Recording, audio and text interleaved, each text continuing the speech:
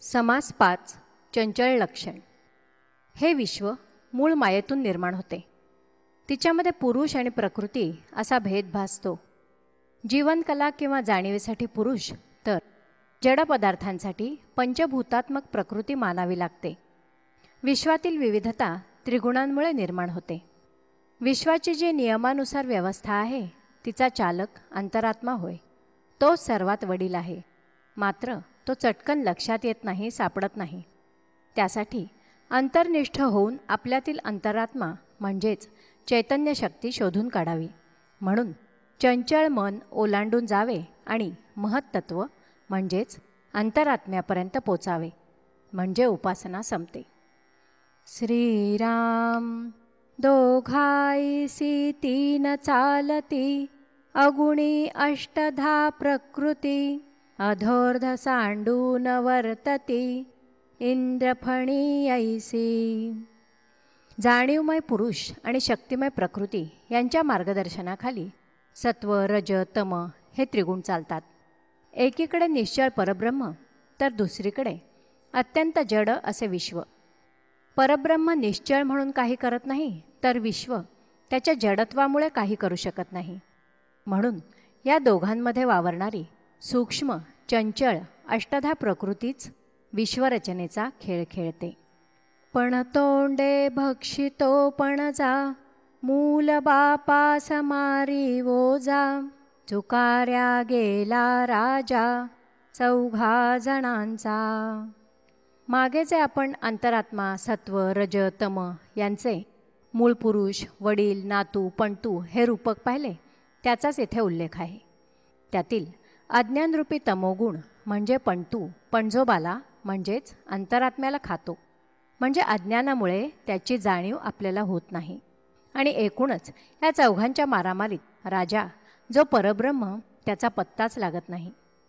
देव देवालयामध्ये लपाला, देऊळ पूजिता पावे त्याला, सृष्टीमध्ये जाला त्याला ऐसेची आहे.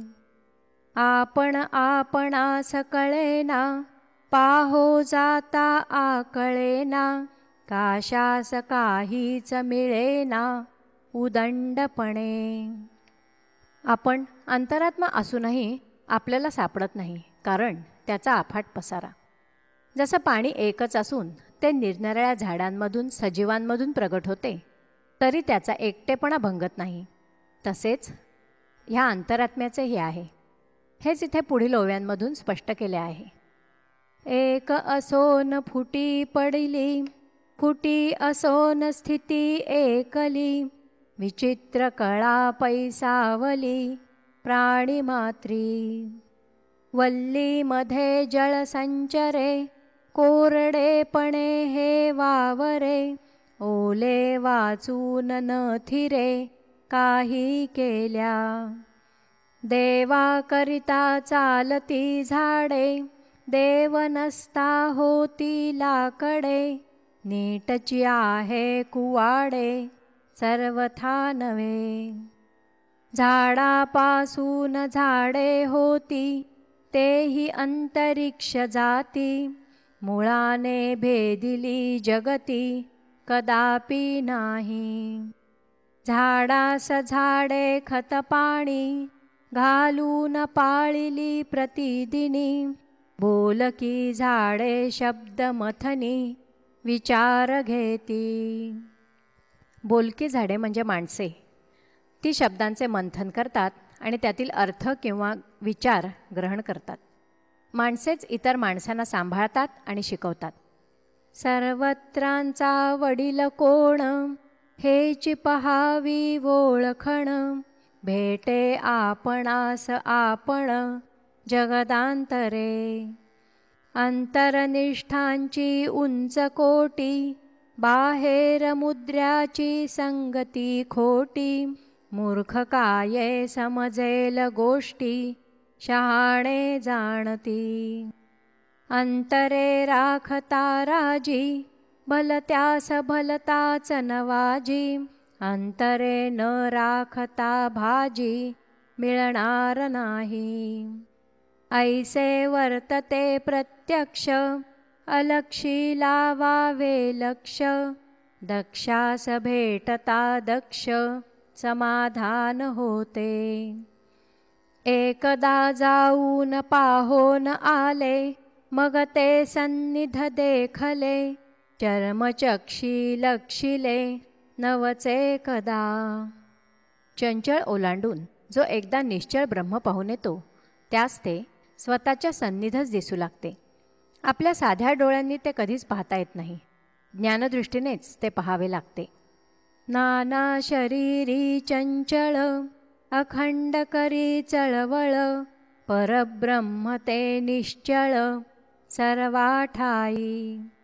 चंचळ धावे एकीकडे ओस पडे दुसरीकडे चंचळ पुरे सर्वांकडे हे तो घडेना.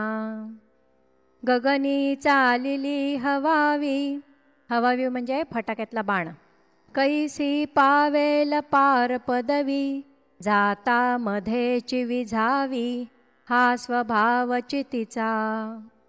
मनोधर्म एक देशी कैसा आकळील वस्तूसी निर्गुण सांडून अपेसी सर्व ब्रह्म म्हणे. नाही सारासार विचार तेथे अवघा अंधकार खरे सांडून खोटे पोर नेणते घेते. महत्तत्व महद्भूत तोची जाणावा भगवंत उपासना हे समाप्त येथून झाली. कर्म उपासना आणि ज्ञान त्रिकांड वेद हे प्रमाण ज्ञानाचे होते विज्ञान परब्रह्मी. इति श्रीदासबोधे गुरुशिष्य संवादे चंचल लक्षण निरूपण नाम समास 5वा. श्रीराम.